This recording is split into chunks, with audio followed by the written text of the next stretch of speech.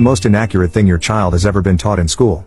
1. My son was in the 4th grade when his science teacher called furious that he had been disrespectful in class. I asked her what had happened. She said I was teaching the students the difference between mammals and fish. I told them that sharks are mammals and whales are fish. He interrupted me and told me I had made a mistake. I, of course, told him I was right and he said, "Who gave you a diploma?" I told her I would talk to my son about his rudeness. I then called the principal and made an appointment to see him and the teacher together. In the meeting, I asked her to repeat her story and she did, still insisting that whales were fish and sharks were mammals. The principal just shook his head and said, "And I hired her. I did talk to my son about being polite to everyone, even if they are wrong."